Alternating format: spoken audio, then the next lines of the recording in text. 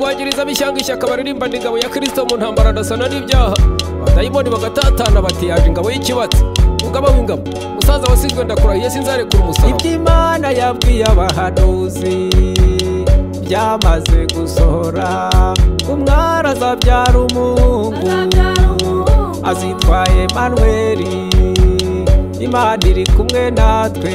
niuzakiza abantu ibyaha iby'Imana yabwiye abahanuzi byamaze gusohora umwari azabyara umuhungu azitwa Emmanuel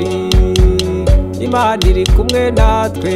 niuzakiza abantu ibyaha umwami Yesu yaraje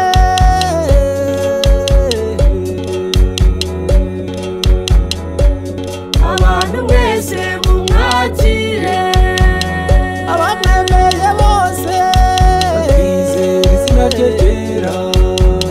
yabahaye ubushobozi bwo kuba abana b'Imana umwami Yesu yaraje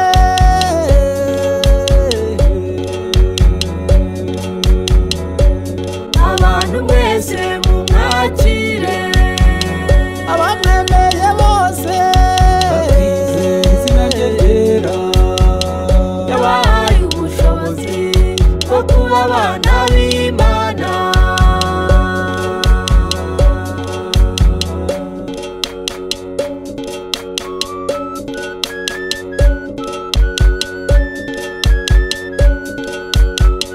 ibyerekanwe byose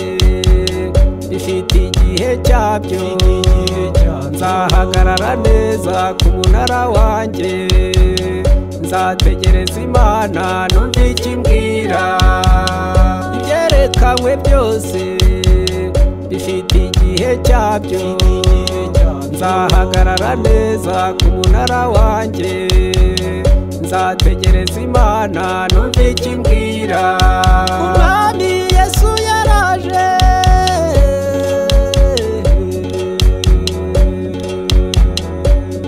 abantu mwese mumwakire abamwemeye bose bakizera izina rye ryera yabahaye ubushobozi bwo kuba abana b'Imana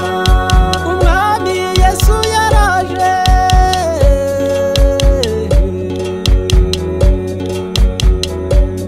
abantu mwese mumwakire abamwemeye bose bakizera izina rye ryera yabahaye ubushobozi bwo kuba abana b'Imana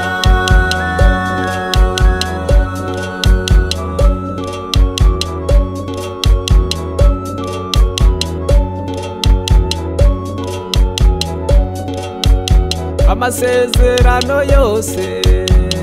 uko Imana iyatanga yakomejwe n'amaraso y'umwami wacu Yesu amasezerano y'Imana iyo wamaze kuyahabwa ujye usenga Imana wizere ntabwo azahera azaza umwami Yesu yaraje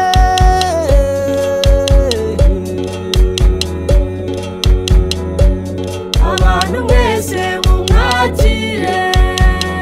abamwemeye bose bakizera izina rye ryera yabahaye ubushobozi bwo kuba abana b'Imana umwami Yesu yaraje